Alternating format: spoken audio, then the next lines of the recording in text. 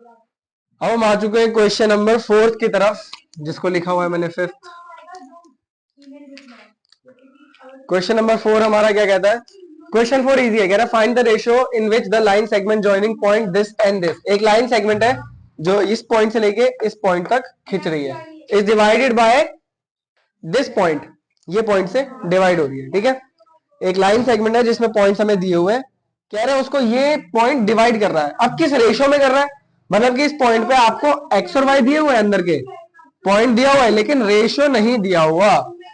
Same section formula लग जाएगा, लेकिन इसमें ट्रिक क्या होती है कि आपको करना होता है let the ratio B k:1। आप रेशियो क्या मान लोगे? k:1। मतलब m क्या हो जाएगा हमारा? k, और m2 हो जाएगा हमारा 1।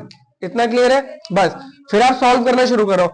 हम m1 और m2 करके भी सॉल्व कर सकते हैं डायरेक्ट, लेकिन वो बहुत लंबा प्रोसेस हो जाता है, दो दो इक्वेशन बनानी पड़ेंगी। उससे बढ़िया आप k:1 ले लो, इजीली सॉल्व हो जाएगा, कुछ भी नहीं करना। k:1, ठीक है, m1 ले लिया k, m2 ले लिया 1। सेक्शन फॉर्मूला में डाला, x की वैल्यू इधर, y की वैल्यू इधर, मतलब x का m1 into x2, m2 into x1। Similarly y का m1 into y2, m2 into y1। Clear है इतना? इसके बाद क्या होगा? m1 में k पुट कर दो और x2 में x2 की वैल्यूज पुट कर दो, यानी कि 6।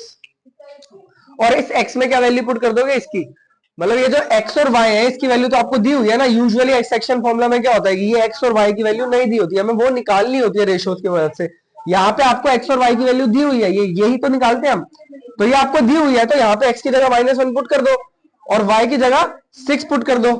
पर खैर इसकी जरूरत पड़ेगी नहीं हमें, जरूरत कहां पड़ेगी इसकी, क्योंकि x 6 पुट करने की क्या जरूरत है, एक ही से निकल जाएगा ना। या तो अगर इधर से ना, अरे थोड़ा शोर कम करो भाई, यहां तो इधर से ना निकल रहा हो, ठीक है, तो बात अलग है। तो जब 6 निकल रहा है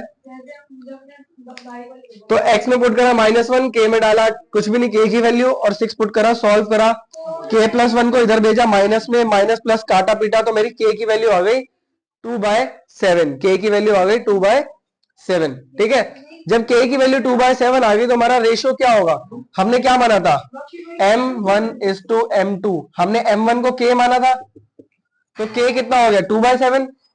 ये तो 1 ही रहा, रेशियो को उधर भेज दिया तो 2:7 हमारा आंसर आ गया।